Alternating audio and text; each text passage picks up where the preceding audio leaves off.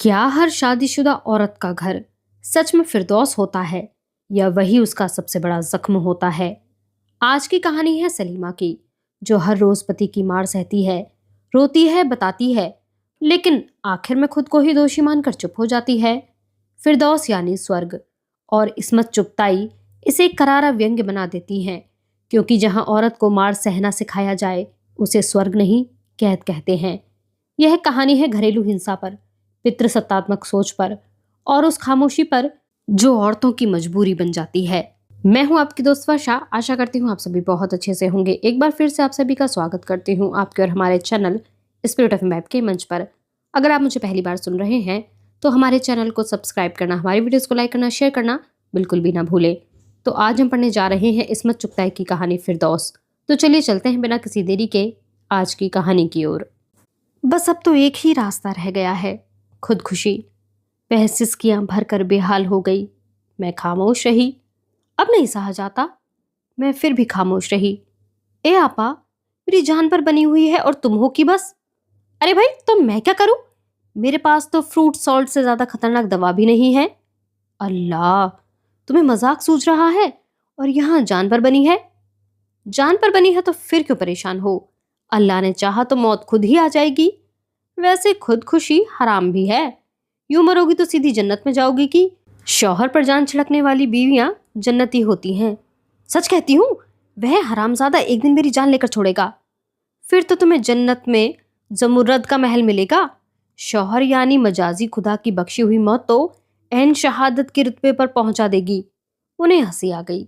धुआंधार बारिश में सूरज जगमगा उठा। सलीमा खातून, 2 बच्चों की माँ, भला की सुंदर वेशभूषा और कम उम्र लगती थी। शौहर नामुराद आए दिन शराब पीकर ठुकाई करते। सास सगी खाला थी, पर निरी सिरके की बोतल धरी थी। कम उम्र में बेवा हो गई और इकलौते बेटे की चाहत में जवानी फूंक दी। भली बीबियां उनके आंचल पर नमाज पढ़ती थी। मालिदा शरीफ किसी सोच से पढ़ती थी। तकसीम के वक्त यह बूढ़ी नानी को छोड़कर न जा सकी कि उन्होंने माँ बाप के बाद पाला पोसा। शुरू से ही सलीमा को आंखों के तारे इकलौते वाहिद खां के लिए मांग लिया था। बूढ़ी नानी को बेटा बेटी नए मुल्क में कहाँ ढोते फिरते। पुराने आबाई मकान में से होते हुए सब चले गए। खुदा जाने क्या घपला हुआ कि बुढ़िया को एक खस्ता मकान में नाकारा सामान के साथ छोड़ गए। रिश्ते में वाहिद खां सलीमा के मामू लगते थे। 7-8 साल बरस बड़े होंगे। अब मुझे ज्यादा विस्तार तो याद नहीं, निहायत अरुचिकर विस्तार होगा। लखनऊ में सलीमा ने एफए तक तालीम पाई और वहीं वालिद खां बीए के बाद किसी फर्म से बम्बई में जुड़ गए और शादी करके मां समेत आ गए। 2 बच्चे हुए। सलीमा ने ट्रेनिंग लेकर म्यूनिसिपल स्कूल में नौकरी कर ली। वाहिद की आमदनी अच्छी थी। 2 बच्चे टूटी फूटी दादी क्या संभाल पाती। सलीमा से मेरी मुलाकात एक स्कूल के जलसे में हुई थी। बड़ी अदब नवाज थी। कभी मुशायरों में मिलना हो जाता। वह मोहम्मद अली रोड पर रहती थी। कभी उधर जाना होता तो मैं थकान उतारने उसके यहाँ चली जाती, और कभी मैरीन ड्राइव पर चाय का प्रोग्राम बनता तो वह मेरे पास भी आ जाती। मगर उसके शौहर कुछ खिंचे से रहते। नौकरी कभी किसी स्कूल में आर्जी तौर पर कर लेती, कभी ट्यूशन कर लेती। उसकी सास को ये मक्कारियां कतई पसंद नहीं थी। अपने चाव से शादी की थी लड़की पसंद करके। अपनी भतीजी थी, पर न जाने क्यों डरती थी कि ये हसीन जादूगरनी बेटे को उल्लू का गोश्त न खिला दे। सलीमा बताती थी कि मेरी ख्वामोखा शिकायतें करती रहती है। मुझसे भी बड़ी बी ने कुछ आजाद औरतों पर कटी कटी बातें की। मैंने कतई नोटिस नहीं लिया और दिल बहलाने वाली बातें की। भाई, मेरे बच्चे तो आपा ने पाले, बस यही शिकायत थी कि खिला खिला कर मोटा कर दिया। लड़कियां अब फाका करती हैं, बेचारियां दूध मक्खन को तरसती हैं। वह सुगड़ाई पर जोर देती। बच्चों की परवरिश माँ का फर्ज। घरदारी पर जोर देती। घरदारी बावर्ची और आया मिलकर बहुत अच्छी तरह कर लेते हैं। मैं तो मोटापे के डर से अच्छा खाना पकाने पर बावर्ची को डांटती हूँ। ख्वामखा जस्सा वाला के क्लिनिक पर जाकर गोश्त छुड़ाना पड़ेगा। सलीमा ने कई बार दबी जबान से कहा। वह बहू को मेरी किस्मत से बचाना चाहती हैं। एक दिन वह बार बार अपने रंडापे का रोना रो रही थी कि कैसे उन्होंने बेटे की खातिर दूसरा निकाह नहीं किया। अरे वाह, क्यों नहीं किया? माँ बाप की लाश समेटे जवानी राख कर दी। आपने बहुत गलती की। क्या पहले निकाह से आपके बाप की लाश भंग हो गई थी? है खुदा ना करे वह तो वालदेन के हुक्म की तामील थी। हमने अपनी मर्जी से थोड़े ही कसम ढूंढा। उन्होंने चोट की क्योंकि उन्हें मालूम था कि मैंने खुद कसम ढूंढा था। मगर हमारे रसूलुल्लाह को तो खदीज दुल कुबरा ने खुद पैगाम भेजा था। ए भाई, वह तो पैगंबर रसूल के अजीम इंसान बंदे, हम गुनाहगार उनकी पाँव की खाक के बराबर। मगर तलाक का हक और दूसरे निकाह की इजाजत और आज़ादी सबसे पहले इस्लाम ने औरत और मर्द दोनों को दी। खुदा के वास्ते मेरी जान छोड़ो। वह फूट फूट कर रोने लगी और सलीमा की सिट्टी गुम हो गई। वाहिद का चेहरा सुर्ख हो गया और मैं डरी कि कहीं बुढ़िया मुझे पिटवा ना दे। वह फूट फूट कर रो रही थी। मुझे भी अपनी सिट्टी गुम हुई नजर आई। अच्छा भाई, खुदा हाफिज। चाय आपा? चाय तो फिर रश बढ़ जाएगा, फिर कभी। और मैं हटी वहां से। मैं भूल भाल गई, मगर एक दिन सलीमा दहाड़ों दहाड़ रोती चली आ रही है। ए भाई, क्या हुआ? कुछ नहीं। तो क्या इतने दिन बाद मिलने आई हो, इसलिए यह मोहब्बत के आंसू हैं? मेरी जान पर बनी है और आप हंस रही हैं। भाई, मुझे रोना तो आ रहा है, मगर मेरी आंखों की ग्रंथियां कुछ खराब हैं, आंसू नहीं निकलते। यकीन मानो, मेरा दिल तो फूट फूट कर रो रहा है। हालांकि मुझे यह भी नहीं मालूम कि तुम रो क्यों रही हो। लीजिए, जी खोल कर हंसिए। उन्होंने बुरखा दूर फेंका। उनके सिर पर पट्टी बंधी थी। बाहों और पिंडलियों पर बड़े बड़े नील पड़े थे। नाक के पास लंबी सी खरोंच थी, जिस पर मर्क्यूरी क्रीम ने और रौनक बढ़ा दी थी। कोई 1.5 साल बाद उन्हें देखकर उलझन हो रही थी। हड्डी पसली तो? वह फूट फूट कर रोने लगी। मेरा जी दुख रहा था, जल रहा था, मगर मैं हंसती रही। फिर बोतल से पानी उड़ेलकर थर्मस में से बर्फ का टुकड़ा डाला। पानी पीकर उनका जी जरा संभला। आपा, मैं तो मर जाऊंगी, अब नहीं सहा जाता। मगर क्या करूं, बच्चों को कैसे छोड़ दूं? वह हिचकियों से रोने लगी। मैंने घंटी बजाई। बावर्ची दरवाजा खोलने के लिए जाग चुका था। मैंने चाय के लिए कहा और आदत अनुसार वह सेव, दालमोठ और काजू वगैरह ले आया। उनका दुखड़ा सुनने को दिल नहीं चाह रहा था कि उन्हें चीन से लाई हुई एल्बम दिखाने लगी। 2 गोलियां एस्प्रो की दी, जो कि उन्होंने चुपचाप निगल ली। फिर उन्होंने तफसील शुरू की। भाई, बोर ना करो, मैं 50 बार इसी किस्म के किस्से सुन चुकी हूँ। मुझे मालूम है कि बड़ी बी ने मेरे हिस्से का गुस्सा उस अहमक बहू पर उतारा होगा, मगर हद हो गई कि 1.5 बरस में गुस्सा उतर नहीं चुका। तुम इतनी बेबस तो नहीं कि बेकसूर जूते खाती रहो। ना ही तुम्हारा खसम पहलवान है, तुम पलट कर एक थप्पड़ भी नहीं मार सकती। आपा, शौहर पर हाथ उठाऊं? तो फिर खामोश पिटती रहो। जन्नत में बड़ा शानदार महल मिलता है। तुम्हारा मियाँ हूरों के चक्कर में तुम्हारी खिदमत का मोहताज नहीं होगा। हाँ, बुढ़िया जो तुमसे पहले ही विराज रही होगी, शायद टेढ़ी खीर साबित हो। खुदा के लिए ऐसी कुफ्र की बातें? तुम मुझे गड़बड़ाकर ऊटपटांग की बातें कहलवा रही हो। अच्छा, खुदा हाफिज, मुझे बर्थडे पार्टी में जाना है। वह खामोश मुझे घूरती रही, फिर लंगड़ाती हुई चल दी। ये कमबख्त बूढ़ी सासें भी अजीब तमाशा होती हैं। बड़े अरमान से बीवियों लड़कियों में से चांद का टुकड़ा ढूंढकर उसे बहू बना लेती हैं।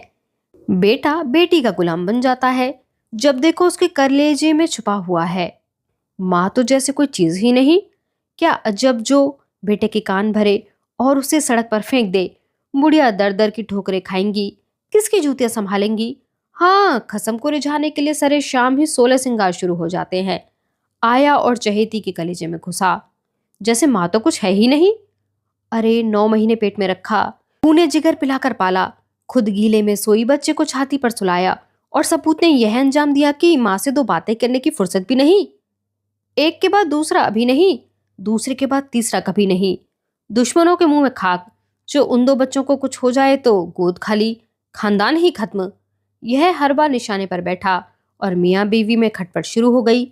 जाहिर है अम्मा जान ने तो बेटे की तरफदारी की। बीवी अगर बच्चा रोग तगड़ में लगाती है तो यार धींगड़े भी दिलेरी से पालेगी। मर्द तो मुंह कीचड़ में मुंह डाले तो कौन सी नई बात होगी। कभी यार दोस्त घसीट ले जाएं तो जाना ही सजता है, मगर बीवी जो हरामियों की फौजें जुटा दे तो बस भड़क उठे और चली 4 चोट की मार। सलीमा ने लूप क्या लगवाया कि गले का फंदा बन गया। वह बोझ समझकर मेरे सिर पर नाजिल। मैंने धक्के तो नहीं दिए, हाँ, जहनी धक्के देकर चलता किया। मुझे ख्याल भी नहीं आया कि सलीमा ने आना जाना बंद कर दिया। बेख्याली चली जा रही थी कि पीछे से तरोताजा गोबर के ढेर में पैर पड़ा। बाखुदा टैक्सी वाले को आवाज दी। एक नजर डालकर फर्राटे भरता हुआ यह जा वह जा। लोग मेरी दुर्गत पर इत्मीनान से मुस्कुरा रहे थे। 4 कदम पर सलीमा का घर देखकर जान में जान आई। सलीमा भागते हुए कोठे से उतरी और रोते हुए मुझसे लिपट गई। मुझे तख्त पर बिठाकर बच्ची से बोली, पापा से कहो मेरे गुसल वाला पानी गर्म तसले में ले आए, और लपक कर अलगनी से तौलिया उतार लिया। मैं नाना करती रही मगर उसने पहले लोटे की धार से पैर साफ किया, चप्पल निकाल कर नीचे रख दी और मेरा पैर पहुंचकर पाउडर छिड़कने लगी। भाई, ये मेरी इतनी पाली पोस किस खुशी में हो रही है? जीती रहे वह भैंस। भैंस? कौन सी भैंस? वही जिसके गोबर ने आपको मेरे घर आने पर मजबूर किया। कहाँ गायब हो गई थी? जन्नत की सैर पे गई थी। कश्मीर तो आप गए साल गई थी, फिर साइबेरिया गई थी। हैं? किस कसूर में? वहां तो नमक की खानों में मजदूर बेड़ियों में जकड़कर फेंक दिए जाते हैं, जहां से उनकी हड्डियां ही निकलती हैं। बर्फ के तूदे। वह जमाने लद गए। मैं तो गर्मियों में गई थी, कश्मीर से 1000 गुना बड़ी जन्नत। वही आसमान से बातें करते चिनार और बांसों के झुंड, 4000 से ज्यादा किलोमीटर लंबी पानी की झील, ऐसी शफाक की तह में नाचता सप्तऋषि मंडल भी दिखाई दे। वैसे ही शगुफ्तों के बोझ से झूलने न जाने कौन से फूल नाम याद भी नहीं, डायरी में लिखे हैं। अरे भाई, हुस्न उफ, मेरी तो आंखें चकाचौंध हो गई। इतने हसीन बच्चे जैसे कश्मीर के, बस उसमें से गरीबी निकाल दो। अरे बेबी, पापा से कहना थोड़े से पापड़ और पकवाएं। सलीमा, ये तुझे क्या हो गया है? कसम पर हुक्म सादर कर रही है, जहन्नुम में जाएगी। अरे मर गए जहन्नुम में भेजने वाले। सासू जी, खुदा उनका साया हमारे सिरों पर कायम रखे। उधर पिछले कमरे में बच्चियों को कुरान पढ़ाने लगी हैं। वाकई बेकार बैठी उब जाती थी। वो तो तुम्हारी जान खाती थी, अब तो वह मेरी जान है। पूछिए यह इंकलाब कैसे आया? बताऊंगी, पहले चाय हो जाए। वाहिद मियाँ चाय की ट्रे ला रहे थे, हाथ के धुले कपड़े और पैरों में लंग, चेहरे पर भयानक शर्मिंदगी, बालों में सफेद लटे। मैं सन्नाटे में रह गई। वाहिद मियाँ, आप चाय नहीं पियेंगे? मैंने टोका। जी मैं उधर ही पी लूंगा, हांडी में प्याज लाल हो रही है, जल जाएगी। वह लंगड़ाते डग भरते चल दिए। मैंने सलीमा की तरफ देखा, वह बड़े नाज से मुस्कुरा रही थी। मैंने उसका हाथ झटक कर उठने की धमकी दी। आपा चाय? भाड़ में जाए तुम्हारी चाय, और चूल्हे में जाओ तुम। आप ही ने तो कहा था। अगर मैंने यही कहा था जो आज मैं देख रही हूं, तो मैंने झक मारी थी। मैं किसी इंसान की, वह मर्द हो या औरत, ऐसी जिल्लत नहीं देख सकती। मैंने तुम्हें जीने की राय दी थी, किसी को कत्ल करने का मशवरा नहीं दिया था। हुआ क्या? फिर सलीमा ने बताया कि एक दिन वे पीकर उसे मार रहे थे, तो उस पर भी जुनून सवार हो गया। उसने जो धक्का मारा तो वाहिद चित्त गिरे, फिर दोनों में गुत्थम गुत्था हो गई। सलीमा बिल्कुल पागल हो गई। उसने उनकी पिंडली में ऐसी दांत गड़ाए कि खून का फव्वारा छूटा। कोई ऐसी रग कट गई कि खून रोके ना रोके। वाहिद बेहोश। अम्मा की चिल्ली घोड़ सुनकर मोहल्ले वाले आ गए, उन्हें अस्पताल ले गए, मगर खून किसी तरह बंद ना होता था। कितनी ही बोतलें चढ़ाई, महीनों खटिया गोड़ी, सारा जमा जत्था चुक गया। जो जमीन का टुकड़ा था गिरवी हो गया। स्टील के कारखाने में जो नौकरी थी वह भी गई कि उनका रिकॉर्ड खराब हो गया। वार्निंग पर वार्निंग मिल चुकी थी, ऊपर से अफसर पर नशे में हाथ छोड़ बैठे। प्रोविडेंट फंड पर पहले ही हाथ डाल चुके थे। बोतल की आदत ने नीम वहशी बना दिया। सलीमा को स्कूल में फिर पुरानी जगह मिल गई। अब खुदा के करम से इंटर तक हो गया है, और उस उर्दू स्कूल की वह प्रिंसिपल है।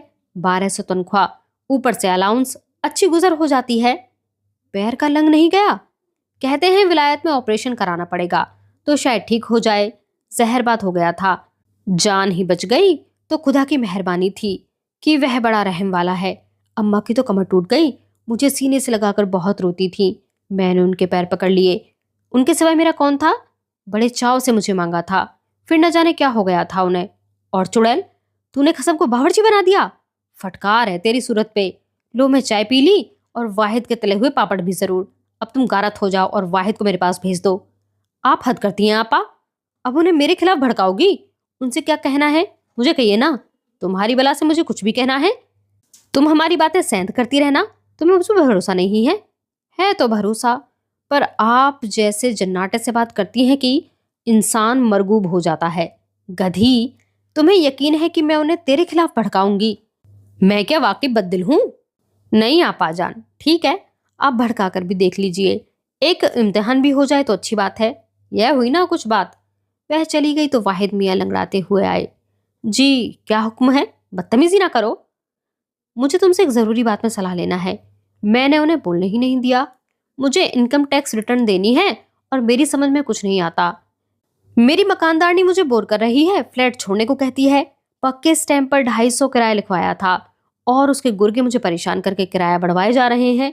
अभी और बढ़ाया है, 500 कर दिया। नीचे जिस बोर्ड पर फ्लैट में रहने वालों के नाम लिखे हैं वहां अपने नाम का बोर्ड जड़ दिया है। उसके आदमी वक्त वे वक्त उससे मिलने आते हैं। 1000 बार कह दिया वह यहाँ पर नहीं रहती। वो कहाँ रहती है कोई नहीं जानता। कभी सुना है हांगकांग में मुस्तकिल व्यापार है, कभी पाकिस्तान में सेटल होने की इत्तला आती है। जो उस पते पर उससे पूछने जाता है वह ख्वामुखा मेरा वक्त बर्बाद करते हैं। मैं अक्सर घर पर तनहा रहती हूँ। अब मैंने गोरखे से कह दिया है कि मुझसे पूछे बगैर किसी को मेरे पास ना आने दे, तो मेरे अपनों को इस रोकथाम से बड़ा बुरा लगता है। कौन बदमाश हैं वे, मुझे बताइए सालों को। वह एकदम घबरा गए। यह गाली तो मेरे हिसाब में जोड़ दो। शुक्रिया, वह मुस्कुराने लगे। इसके अलावा मुझे इनकम टैक्स भरना नहीं आता। बहुत ज्यादा काम नहीं है, मगर जो बात समझने में जी घबराता हो वह बड़ी मुश्किल से, मेरा मतलब है, बड़ी लगती है। तो आप उनसे कहिएगा। वे कुछ सहम कर बोले, हाँ मैंने पहले ही कह दिया है कि मुझे किसी की मदद चाहिए। कभी तुम्हारे बारे में पूछ लूंगी कि कौन सा वक्त ठीक रहेगा। सुबह शाम का खाना एक ही वक्त हो जाए। रोटी कभी होटल से ले आता हूँ, कभी खुद डाल लेता हूँ। अब ऐसा करो, कल सुबह नाश्ते के वक्त काम खत्म कर लो और बस सब कागजात देख लो। वाहिद दूसरे दिन 8 बजे आ गए। मैं सोकर भी नहीं उठी थी। मैंने फाइल निकलवा दी, वह बैठे देखते रहे। खाने पर इनकार करने से पहले मैंने उनके लिए भी प्लेट लगाने को कह दिया। बड़े ही तकल्लुफ से खा रहे थे। 2-3 दिन में उन्होंने काम खत्म कर दिया। था ही कितना। कई बार मैंने उन्हें किताबों की अलमारियों में झांकते देखा। लाजवाब कलेक्शन है। मेरा नहीं है। शाहिद साहब को किताबें जमा करने का जुनून था।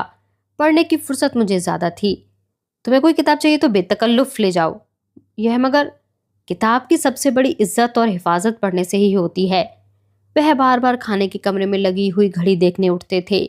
शायद किताबों के अलावा ट्रांजिस्टर और घड़ियां जमा करने का भी शौक था। 10-12 बहुत कीमती घड़ियां छोड़ गए। मैंने बांट दी कि मर्दाना घड़ियां लड़कियों के काम की नहीं थी। अब भी 2-4 घड़ियां थी, मैंने उन्हें निकाल कर दी। वह घबरा गए। नहीं नहीं, वह बहुत कीमती है। मैंने तो कई बांट दी। शाहिद साहब के बाद बेकार पड़ी थी, आप इस्तेमाल करेंगे, मुझे खुशी होगी। वह चुप हो गए। मेरा काम खत्म हो गया, मगर मेरी भांजी सलीमा को मदद की जरूरत थी।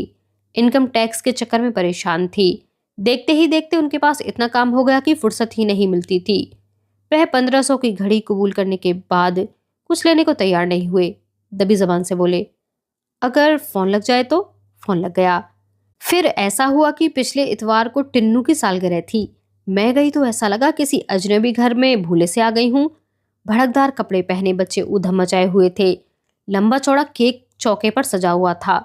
बड़ी भी कासनी चूड़ीदार और पत्ती के काम का सफेद बुर्राक कुर्ता दुपट्टा पहने चौके पर डटी हुई थी।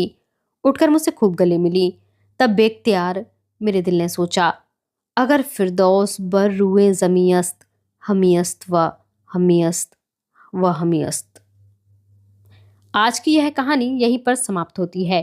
अगर आपको यह कहानी पसंद आई हो तो हमारे चैनल को सब्सक्राइब करना, हमारी वीडियोस को लाइक करना, शेयर करना बिल्कुल भी ना भूलें। हमें सुनते रहने के लिए, हमारे साथ बने रहने के लिए आप सभी का बहुत शुक्रिया।